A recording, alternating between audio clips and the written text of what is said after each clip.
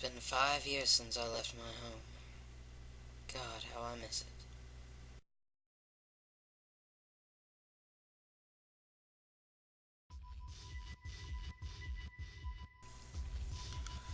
So, go ahead and explain these dreams to me. What's the point anymore? Talking about it does nothing. Doesn't mean you should keep it bottled up. Simon, I'm terrified. Wyatt, you know you're my best friend, so you know that I wouldn't say this if I didn't mean it. Dude, you're making a big deal out of nothing. I want to believe that so badly. Then why don't you? I don't know. Alright, let's talk about this. Let's see. Let's start with the vampires. What about them? Well, is there anyone named Dracula?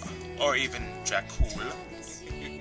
Simon, you're an asshole. No, seriously. Follow my logic on this one. Is there anybody named Dracula who has 3 really hot girls following him wherever he goes? As far as I've seen, no. Awesome. Next, is there anyone who looks like Winona Ryder, Eddie Murphy, or even Bela Lugosi? I'm failing to see where the logic is supposed to fit into this. Oh, I'm definitely getting there.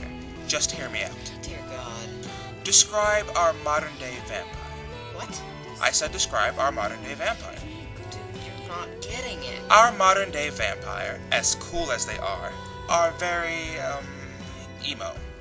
Our modern-day vampire dresses in gothic clothes and turns other emo children into his undead brethren. Even more so, our modern-day vampire has to hide from being exposed, and most importantly, from sunlight. Now, what did you tell me about your dreampires? I said they live as royalty and can even walk about in sunlight. And what? And the most important part about what you told me is that they live in harmony with our modern-day vampire's most deadly foe, the werewolf. Well, it's not that simple. It isn't? Well, Tell me exactly how such a strong and proud creature can live under the supreme rule of its counterpart. listen, I never said it made sense. Maybe they grew into their roles or something. All I know is what I saw. Besides, I remember that a few of the werewolves I saw lived separate and apart from the ones who worked for the royalty. So then, you know what you have to do now. What's that? Describe to me the modern-day werewolf. You know, the ones that don't live in Paris. I hate The modern-day werewolf, no matter how elite they are creatures who aim to be silent and unseen. They're werewolves for crying out loud, so how logical would it be for wolves to serve another race? Would you ever find wolves who obeyed bears? No, but you forget that werewolves aren't wolves, but a completely different species entirely. No, you forget that lycanthropy is a disease and not a type of person. And even in the stories of werewolves living like another species, they still only live in close-knit packs. And most of the time, they can't stop fighting for dominance. Yeah, I know. Oh, no, Wyatt, I'm not finished yet. The last bit of my ingenious logic is this. In your medieval dreams, these age-old foes live in harmony. Never in all of folklore do 2 opposing species truly live together without war. Well, the humans hate them. And that's another thing.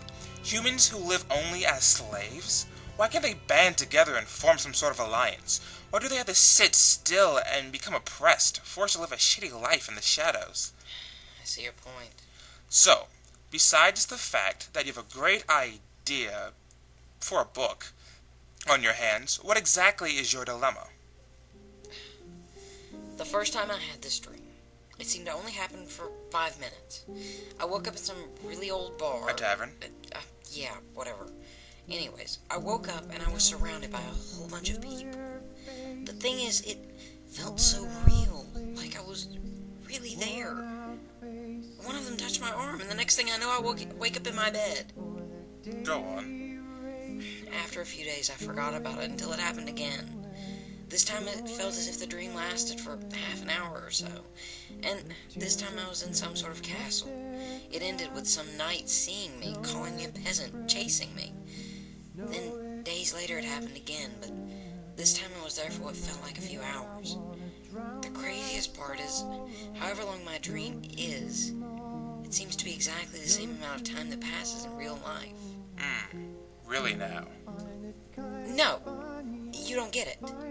This has been going on for a month, Simon. Remember when I missed work last week?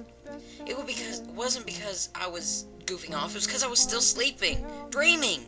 And it's not like someone could have woken me up either. My mother swore I wasn't even home the entire time. Yet I woke up in my bed. I'm scared, I really am. I'm afraid that the next time this happens, I won't wake up again. You're afraid that you'll be stuck in a dream. No, not a dream. Another world. Listen to me, Wyatt. Dreams aren't real. The other planets in our solar system don't hold life, and parallel universes that take place in the past don't exist. You probably have narcolepsy or something. I have a scar. What? I have a scar. Okay, so... A scar from my dream. A man attacked me, tried to stab me with a knife. He missed and slashed at my stomach. When I woke up, I still had the scar. Listen, man, you're my friend and all, but I think you need help. I'm going home. Dude, come on. No, leave me alone. I'm going home. Whatever, man. Look, I'll see you at work tomorrow. I hope. And I find it kind of funny, I find it kind of sad. The dreams in which I'm dying are the best I've ever had. I find it hard to tell you, I find it hard to take. The people run in circles, it's a very, very mad world. Mad world. Enlarge. I bet he believes me now. More than likely, though, he probably thinks I've just run away. It's been 5 years since I've last seen Simon. God, how I miss my home.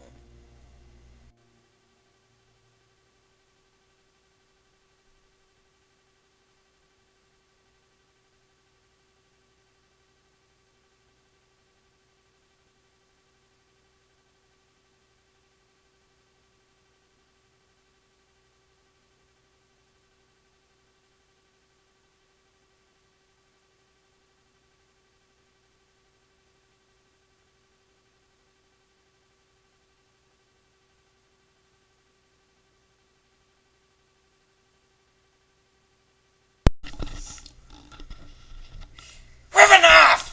W-I-F-F-A, knife. With a knife! With a